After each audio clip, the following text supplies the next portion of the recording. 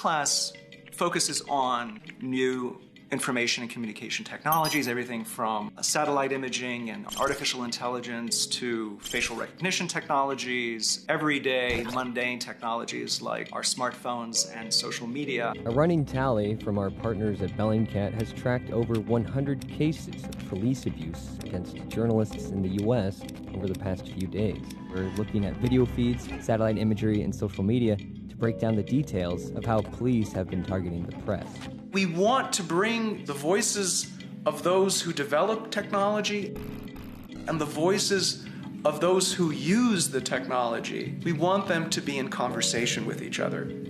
For a certificate program like this one, now is an excellent time to not only reach out to those already doing work on the ground in these spaces, but there are more and more students that would like to have added certification and tools to then go out into the world and fight inequality and threats to social justice in their own way.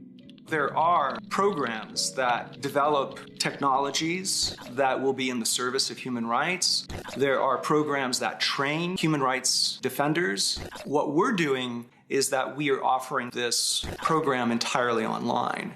So how are open source investigations of human rights abuses different from the methods historically used by human rights investigators? Let me see if I can get this to work. So essentially what we needed to do was not just build an archive of video that might have relevance to the shooting, but also to put that video in the context of time and space. You can see that we're building a three-dimensional space that we're going to eventually overlay video to give you a sense of what's going on. One of our goals is definitely to make human rights defenders more literate about the technologies and how they work. We want them to be exposed to practitioners who are leading the way with the folks that are developing technologies. Now, on the other hand, with the folks that are developing technology, we want those students to learn about and be conversant in the issues that human rights defenders face in the work that they do. This certificate will ideally create a human rights style of thinking that can cut across all kinds of contexts. We're at a really critical point in history where these two communities are converging together in ways that are incredibly powerful.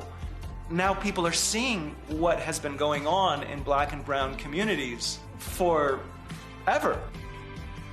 And even with the COVID pandemic, the disparities in healthcare, those situations would never have come to light without the technology. So I do want to focus my educational leadership on human rights injustices and not only for Black lives, but for all marginalized people.